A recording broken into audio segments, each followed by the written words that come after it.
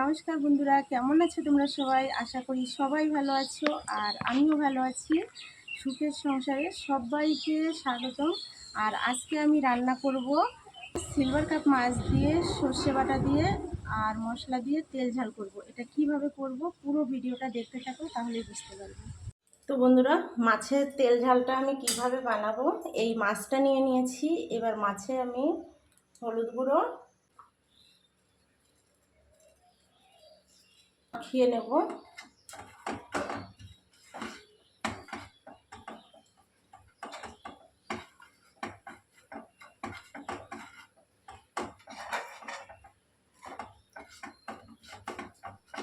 এদিকে আমি ওভেনটা জ্বালিয়ে দেব, কড়াটা বসিয়ে দেব। কড়াটা ভালোভাবে গরম হয়ে গেছে। আমি কড়াতে সর্ষের তেল দিয়ে দেব। এবার তেলের ভিতরে হালকা একটু নুন দিয়ে দেব। এবার মাছটা ভেজে নেব।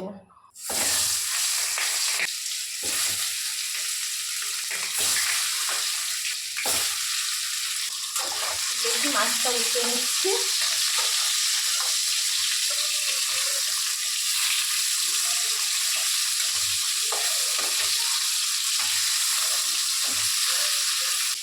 তো মাছটা ভাজা হয়ে গেছে, মাছটা আমি এখন নামিয়ে নেব।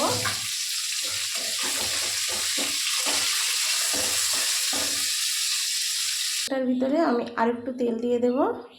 এবার ফোড়নে আমি এখানে কালো জিরে নিয়েছি, কালো জিরে দিয়ে দেব। একটু রসুন সেদ্ধ করে নিয়েছিলাম, রসুনটা ভাজা ভাজা হয়ে গেছে। এখানে আমি পেঁয়াজ কুচিয়ে নিয়েছি, পেঁয়াজ কুচিটা দিয়ে দেবো। এখানে আমার পেঁয়াজটা ভালো করে ভাজা হয়ে গেছে, দেখো লাল লাল হয়ে গেছে, পেঁয়াজ রসুনটা সুন্দর ভাজা হয়ে গেছে। এবার এখানে আমি নিয়েছি সর্ষে বাটা। এখানে দুই রকমের সর্ষে বাটা আছে, একটা সাদা সর্ষে, একটা কালো সর্ষে, দু রকমের সর্ষে বাটা আছে।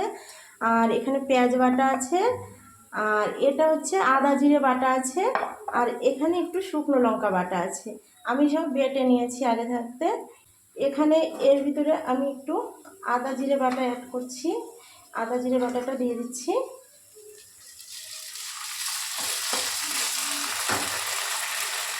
এখানে আমার পেঁয়াজ বাটাটা আছে, পেঁয়াজ বাটাটাও দিয়ে দেবো। এখানে আছে শুকনো লঙ্কা বাটা, শুকনো লঙ্কা বাটাটাও আমি দেবো এখানে। পুরো বাটাটা আমি দেবো না, একটু রেখে দেবো। আমি দিয়ে দিচ্ছি হলুদ গুঁড়ো, আর এখানে দিয়ে দিচ্ছি একটু লবণ। মশলাটা ভালো করে কষে নিতে হবে, লাল লাল করে সুন্দর করে ভেজে নিতে হবে মশলাটা। মশলাটা ভাজা হওয়ার জন্য একটু জল দেব।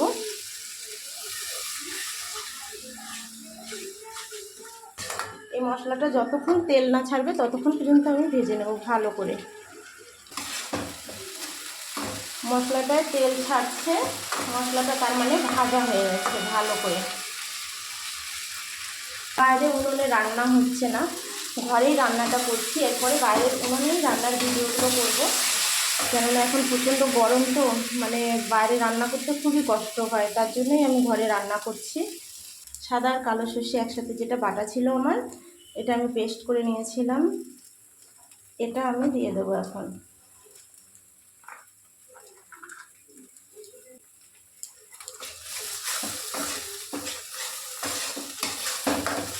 এই সর্ষে বাটাটার ভিতরে একটু পোস্ত বাটা দিলেও ভালো লাগে, খুবই ভালো লাগে খেতে। আমার ঘরে পোস্ত ছিল না, তার জন্য আমি দিইনি। তোমাদের যদি থাকে তোমরা পোস্তটা দিয়ে দেবে, পোস্তটা দিলে আরও সুন্দর লাগবে খেতে। তো বন্ধুরা, মশলাটা দেখো ভালো করে ভাজাই হয়ে গেছে। সর্ষেটা দিয়েছি, সর্ষেটা বেশি ভাজবো না, অল্প ভেজে নিয়েছি। এবার আমি এখানে জল দিয়ে দেব।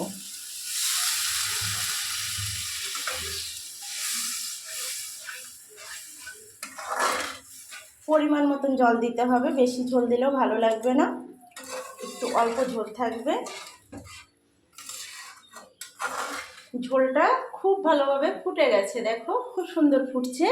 এখানে আমি কাঁচা লঙ্কা নিয়ে নিয়েছি, কিছুটা কাঁচা লঙ্কা দিয়ে দেবো। ঝোলের উপরে দিয়ে দিলাম কিছুটা কাঁচা লঙ্কা চিড়ে দিয়ে দিয়েছি। এবার আমি মাছটা দিয়ে দেবো ঝোলের উপরে।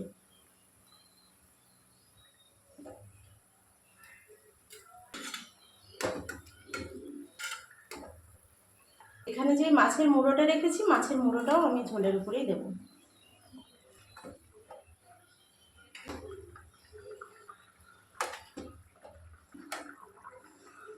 তো তরকারিটা হয়ে গেছে 10 মিনিট ভালো করে ফুটিয়ে নিয়েছি। এবার আমি নিয়ে নিয়েছি এখানে সর্ষের তেল, একটু সর্ষের তেল উপর দিয়ে নামিয়ে দেবো। সুন্দর করে মাছের তেল ঝাল করেছি, এই দিয়েই ভাত খাওয়া হয়ে যাবে। তাহলে সর্ষের তরকারি তো মানে একটু ঝাল ঝাঁঝ হবে, একটু ভালো লাগবে, আরও টেস্টি লাগবে। তো এবার নামানো যাক তরকারিটা। তো বন্ধুরা দেখতেই পাচ্ছ আমার তরকারিটা কমপ্লিট হয়ে গেছে। কেমন হয়েছে বলো।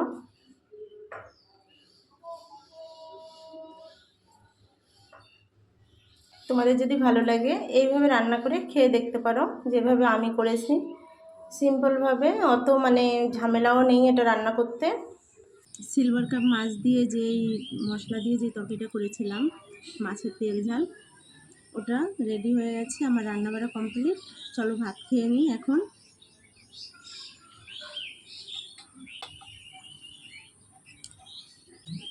খুব সুন্দর হয়েছে তরকারিটা, আর এইভাবে তোমরা বাড়িতে বানিয়ে খেও, দেখবে খুবই ভালো লাগবে।